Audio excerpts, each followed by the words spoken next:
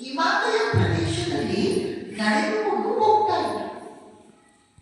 ಆಗ ಇನ್ನೂ ಅವರಿಗೆ ಹೆಚ್ಚು ಅಂದ್ರೆ 27-28 ವರ್ಷ ಇರಬಹುದು.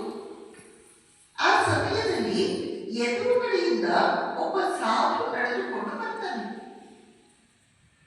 ಅವನು ಸ್ವಾಮಿ ವಿವೇಕಾನಂದರನ್ನು ನೋಡಿ ಶಿವ ಶಿವ ಶಿವ ಶಿವ ಅಂತ ಹೇಳಿ ಕೈ ಮುಗಿದು ಹೋಗ್ತಾನೆ. ಅವನಿಗೆ ಸ್ವಾಮೀಜಿಯವರಲ್ಲಿ ಶಿವ ಕಾಣಿಸಿದ. ಇವರಲ್ಲಿ ನಾವು ಸಾಕ್ಷಾತ್ ಶಿವನನ್ನು ನೋಡುತ್ತೇವೆ. ಇನ್ನೊಂದು ಘಟನೆ ಬರುತ್ತೆ. ಸ್ವಾಮೀಜಿ ಜೈಪುರದಲ್ಲಿ ಇದ್ರು ಕೆಲವು ಕಾಲ. ಆಗ ಅಲ್ಲಿ ಒಬ್ಬ ವ್ಯಕ್ತಿ ಅವರ ಸಂಪರ್ಕಕ್ಕೆ ಬಂದಿರ್ತಾನೆ. ಅವನ ಹೆಸರು ಸರ್ದಾರ್ ಹರಿ ಸಿಂಗ್ ಅಂತ.